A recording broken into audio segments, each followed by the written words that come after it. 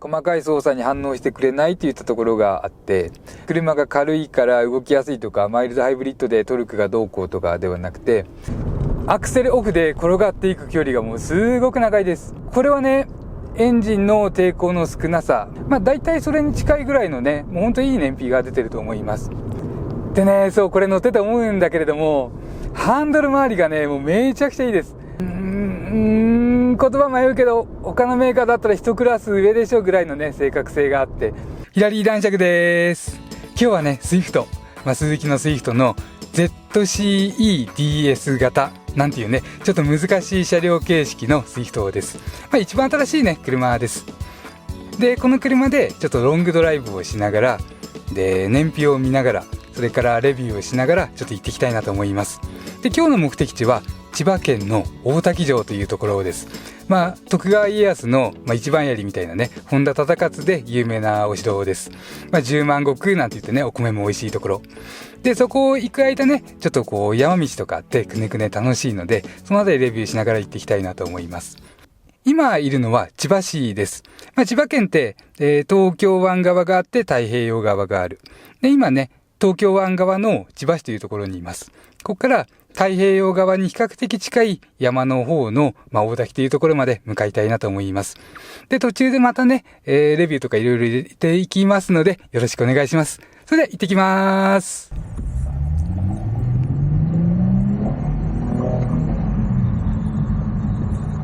途中経過です。今ね、59キロ走ってきたところで燃費22キロぐらいが出ています。いい時がね、27キロぐらいが出てたりなんかして、で、悪い時でも20キロぐらいが出ていて、ちょうど今安定してきたところで22キロから 22.5 キロぐらいです。カタログ燃費が、24.5 キロなので、大体それに近いぐらいのね、もうほんといい燃費が出てると思います。自分のイメージですと 1000cc から 1500cc のコンパクトカーで、20キロぐらいだろうなという走り方をしていますので、そこから1割ぐらいいい感じです。で、今日はね、今日は2人乗っていまして、大人2人乗ってるんですね。で、エアコンも回していますし、そんな感じでね、こういうところ走ってきて、で、このぐらいの燃費でね、これ乗ってて思うんだけれども、ハンドル周りがね、もうめちゃくちゃいいです。もうなんていうのかな、言葉迷うけど、他のメーカーだったら一クラス上でしょぐらいのね、正確性があって、すごく魅力的だと思うのが、このインパネ内装です。この、特にね、助手席前の作りがすごくいいなと思います。これはね、ちょっと今度別の動画で話します。今回は、燃費とかドライブの動画ということで、エンジンとかね、加速感とか、あとブレーキフィール、減速感かな。このあたりに触れていきたいなと思います。じゃあ少しずついきますね。そうね。あんまし言いにくいところからになっちゃいます。というのもね、3気筒エンジン、この3気筒エンジンどうなのかなっていうのがね、今回のスイフトの目玉でしょうから。で、燃費の話もありますしね、質感的な部分も触れざるを得ないって表現をさせてください。つまり質感的な部分は想像より良くなかったということで、そうですね、ちょっとね、と思っちゃう。言いにくいっていうか、本当はね、言いたくないぐらいなんですけれども、燃費性能とかの良さっていうのは走ってても感じます。EGR 効いてるねみたいなところとかね。で、それはあるんですけれども、質感的な部分で言うといろいろある。で、仙台のスイフトがね、4気筒とちょっと旧世代的な CVT でした。で、CVT の動きが悪くてぎっこんがっこん言っちゃうんだよってね、滑らかさ各 CVT だよって話はさせていただきまして、で、今度は新しい3気筒の 1200cc と、それから新しい CVT に変わっています。で、トータルで見たら、自分はね、CVT が良くなる分だけ3気筒のネガな部分よりも全部で見たら良くなるんじゃないかななんてね、考えていました。でも実際そうね、トータルで見てトントンかなみたいな。CVT はね、もうはっきり良くなっています。ほんとね、普通に乗れるような感じ。で、エンジンの音質感は、あんまり良くないところがいっぱいあるので、もしね、そういう意見も聞きたいよって方はちょっと見てください。ハンドル周りとかね、めちゃくちゃいいんでね、この車はハンドル豪華一点主義だと思っています。すごくね、細かい操作に正確。で、エンジン。そうね、まず、一番実用的というか、多くの人が気づくであろうところで言うと、アイドリングストップの効果がでかい。アイドリングストップがね、ありがたいと思っちゃうぐらいです。という感じでね、止まってる時などは振動とブイーンっていう感じのね、車内の共鳴、このあたりが大きいです。この振動とかを中心にして考えると、他のメーカーの3気筒エンジンと比べた時に、ちょっとね、まだこれからエンジン進化とかをね、待ちたいかなと思うところがあります。そうね、もうちょっと具体的に言うと、トヨタで言うと、1000cc の、ダイハツの3気筒と、それから 1500cc のトヨタの3気筒があって、その 1000cc のね、3気筒と同じぐらいの感じです。それぐらいね、振動とか、ちょっとブイーンとした音とかね、共鳴する感じっていうのは目立ちます。で、あと走ってる間は、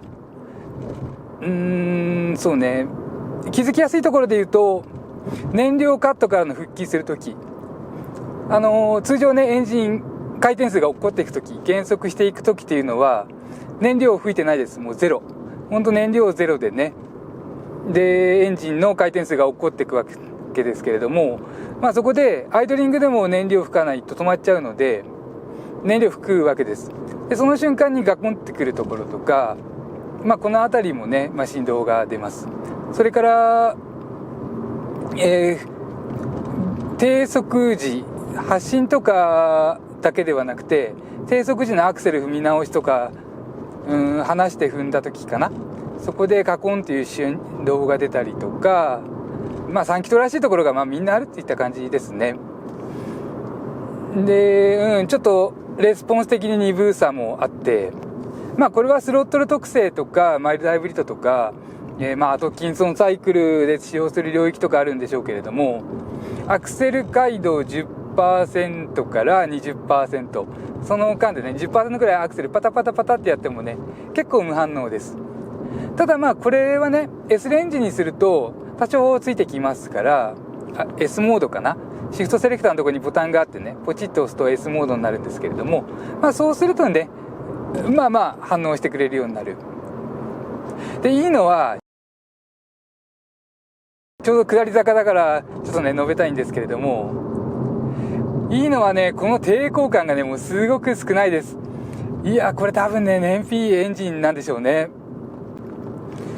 アクセルオフで転がっていく距離がもうすごく長いです。これはねエンジンの抵抗の少なさ、このエンジンブレーキの正体っていうのは抵抗ですから、それが少ない。で、あと、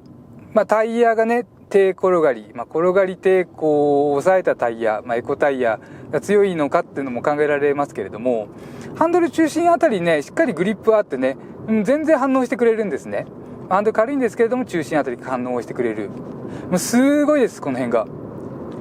なので、そんなにグリップを落とされてるっていう気もしないです。で、そもそもね185幅という大きいタイヤ入っています。何しろこのスイフトね車重940キロですから、940キロの車に185のタイヤを入っていて、直進時ですからね、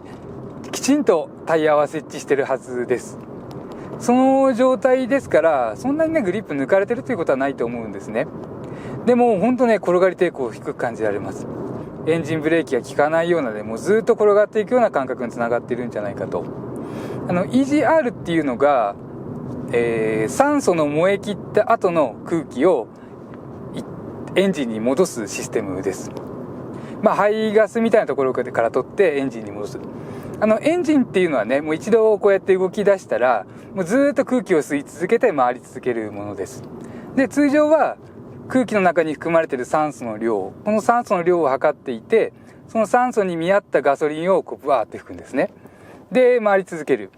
ただそれだと無駄がいっぱい出てくるので、燃料カットをしたりとかで EGR でその酸素のない空気をエンジンに吸わせる。もう常にね、エンジンって空気捨てないと、止まっちゃうか、抵抗になるかなのでね、それで戻すのが EGR。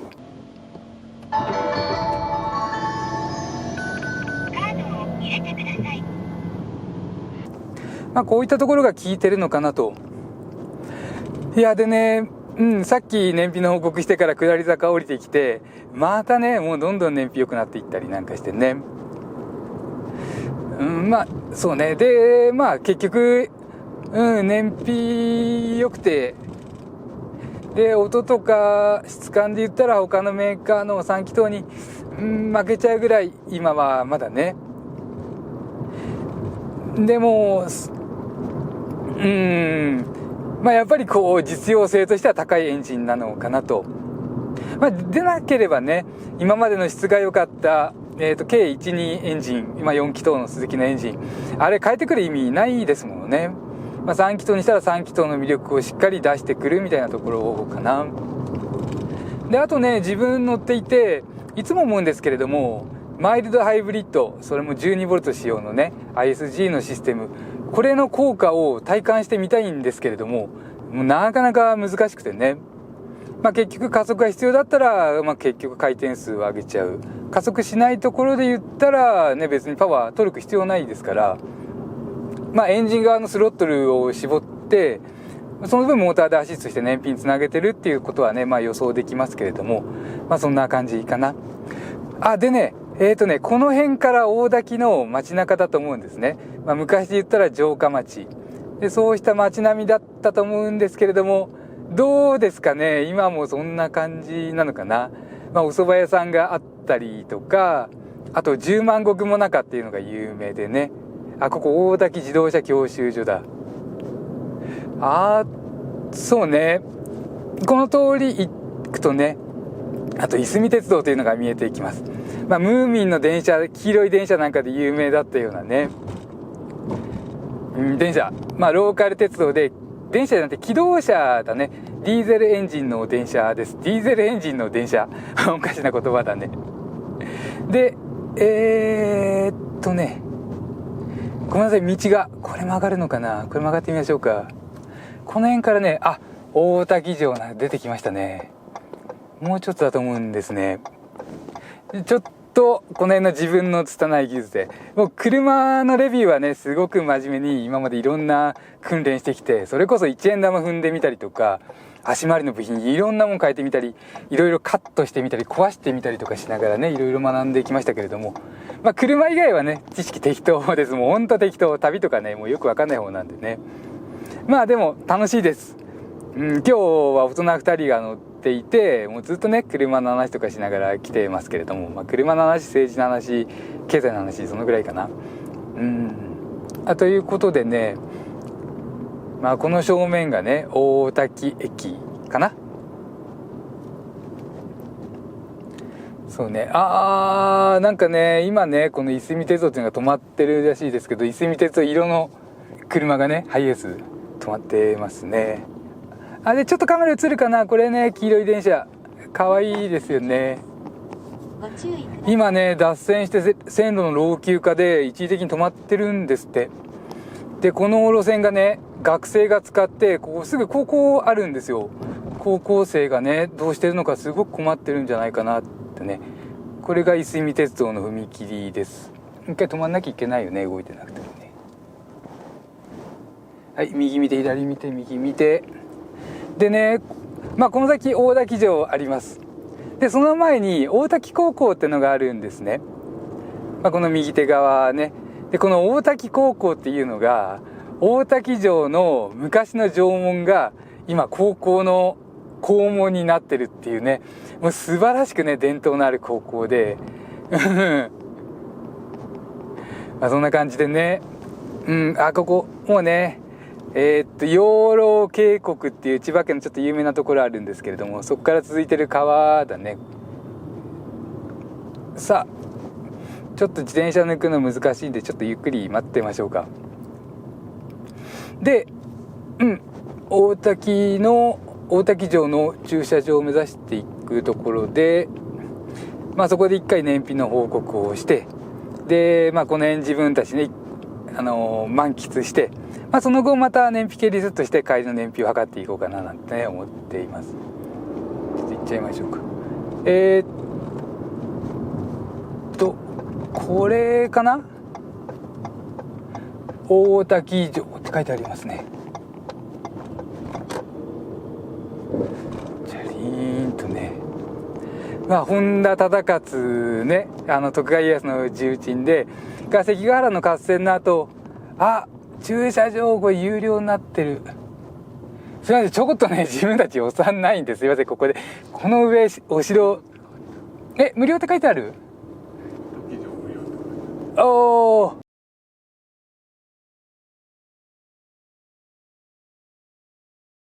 ここ面白そうな道なので登っていきましょうか。今ね、2500回転。エンジン効率だそうな振動と音を出してね、ちょうど美味しいところ使ってるんでしょうね。ギリギリの燃費とこってね、振動を出すので。すいません、行き止まりでしたね。これね、ちょっと回しますね。じゃあこれでちょっとね、止まれるとこ行って、燃費の報告します。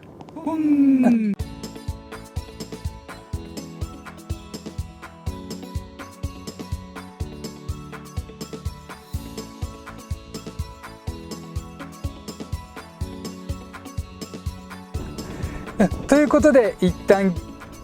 なんていうのかな、結局ね、大滝城の駐車場に入っちゃいました。で、まずね、ちょっと燃費のメーター移しますね。ピント合わせます。はい、こんな感じでね、走ってきた距離がここです。トリップ A68.8 キロ。ちょっと小さいですね。68.8 キロ走ってきて、燃費はここ 23.5 キロが出ています。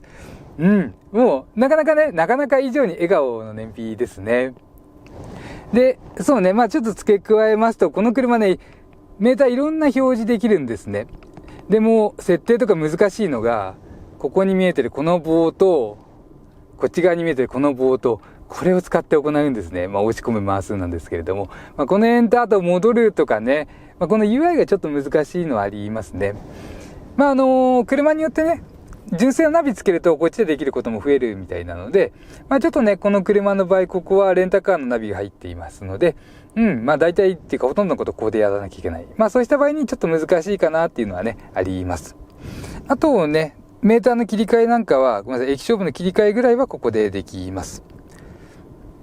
でね、ちょっと大滝城降りてみましょうか。こんなとこにあるぐらいね、ほんとお城までは行かないけどね。俺降りらんない。ちょっとごめんなさい。マイクとかいろいろ機材があって。外映しますね。もうこんなね、もう超山の中。で、ほんと山城ですね。ここからまだまだ上がったところにお城がありまして。あとね、こっちの奥、なんかアスレチックワールドになってるような感じでね、橋とか見えますね。じゃあこれでね、リセットして帰るときにまた、燃費の続きを進めていきたいなと思います。右に曲がります。左に曲がります。バックします。前進します。パーキング。さあ、ということでね、時間結構経ちまして、今3時半です。これから、千葉の方に帰りたいなと思います。でね、その間もいろいろレビューとか山道走ったりとか、このスイフトを満喫してまして、いいとこいっぱいというかね、もうほんとステアリング周りの良さだけで、もうずーっと走ってられる。もうなんかこう、反応を楽しむというよりは、車の素直な動きというか、細かい操作に反応してくれて、めちゃくちゃ正確な動き。これでずーっとね、コーナーが楽しい。もうずっと楽しかったですし、結構ね、運転楽に感じられました。で、また帰りもね、ちょっと一言を述べつつ、さっき述べられなかった加速感とかの話をしながらね、戻っていきたいなと思います。さあ、だいぶね、走って、千葉市まで戻ってきました。で、今ね、39.7 キロ走ったところです。で、今出てる燃費は 21.3 キロ。結構ね、今日すごく暖かくて、外気温ね、今でも20度あって、暖かい日なんでね、なんかこう混んでます。休日なんだけれども、結構いつもより混んでて、まあ思ったよりね、混んでたんですけども、燃費は 21.3 キロが出ています。まあちょうど、この、向かいとかね、前に見えるぐらいのこんな感じで、やって今そこ抜けてきたんで、ちょっとカメラ回し始めた感じです。で、こういった感じにならない間はね、22から24キロの燃費が出ていまして、途中でね、一緒にいる同僚が運転変わってもらったりしても同じぐらいと、まあそんな感じでしたね。で、言い忘れちゃいましたけれども、アイドリングストップはね、使わずに来ています。燃費の動画撮ってる間はね、アイドリングストップ使ってないです。で、ここに関連して、ちょっとさっきね、行くときに、エンジンの振動が結構気になるとか、ギクシャク感がね、アクセル操作に対してギクシャク感があって、いろいろ言っちゃいましたけれども、すいません、一日乗っていたら、そこまでじゃないですね。体が慣れちゃったのも大きいかな。どうしてもね、この、試乗レビューとかね、最初の興味津々で乗り始めて、しかも体敏感で脳みそもめちゃくちゃ冴えてる。手とか足とか体のセンサーもすごくね、敏感な。本当の乗り始め10分、30分。そのあたりで、が一番こう敏感にね、レビューいろいろ感じ取れるんですね。で、その時の印象をそのまま口にすると、どうしてもね、ちょっと強い感じにはなってきます。でもそれもね、1日乗ってると慣れてきちゃって、もっと言えばね、1ヶ月1年って乗っていると、もうそんなに気にならなくなることって多いよっていう感じです。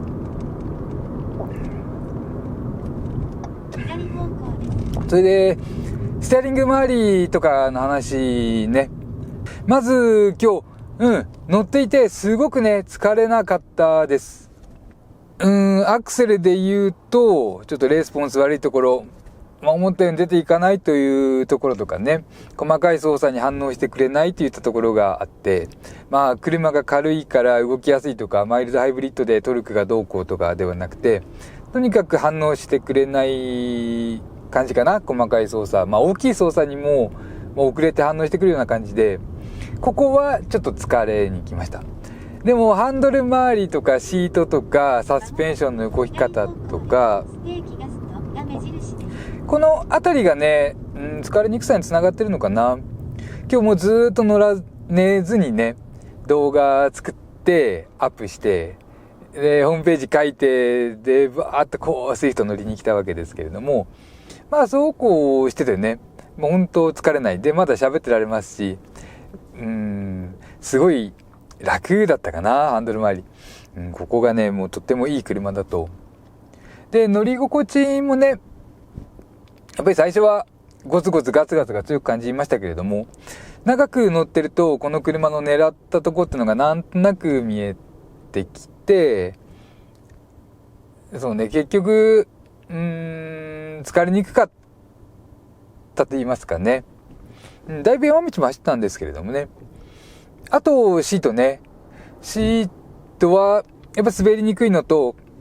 結構座面を下げるとお尻の部分だけ大きく下がるんですね。で、一番下まで下げて座っていると結構前方が盛り上がる形です。で、その状態でも、膝の裏に圧迫感がないぐらいお尻の部分が沈んで膝が上がってペダルに足が行くみたいな形になって、足余裕があってね、膝の後ろ余裕があって、で、お尻の沈みの部分で結構体を安定させてくれている。結構以上かな。コンパクトカーのシートってね、滑りやすくして乗り降り優先なんていうことも結構感じますけれども、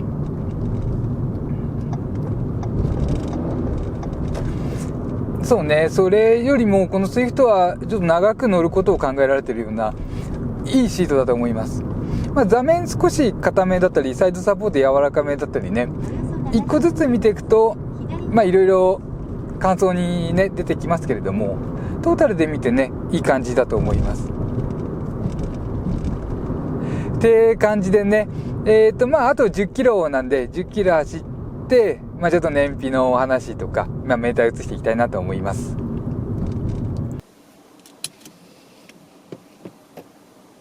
さあ、ゴールですというかね、定めた目的地まで帰ってきました。戻ってきたっていうのかな。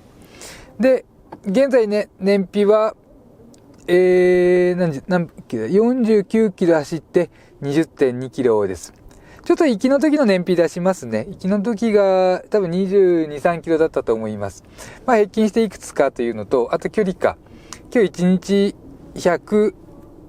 そうね、200キロぐらい走ったのかな、結局全部で。で、燃費測った期間は120キロぐらいでした。あとはちょっとね、テロップ出します。で、そうね。まあ昼間は本当交通状況による左右される部分が多くて、燃費動向ね、比較にもならないですし、まあなかなか難しいですね。今日も行きはスラッと行けて、帰りは結構ずっとね、相対したり止まってる時間が長かったりね、渋滞だった感じなので、まあ、またね、できる限り夜の交通量に左右されにくい時間に2人で半々で走ってみたいな感じで燃費を進めていきたいなと思います。すいません。じゃあ今回の動画は以上になります。よろしければチャンネル登録といいねボタンで応援していただけますと、またどんどんね、違う車乗っていろいろレビューとかね、企画していけますので、どうぞよろしくお願いします。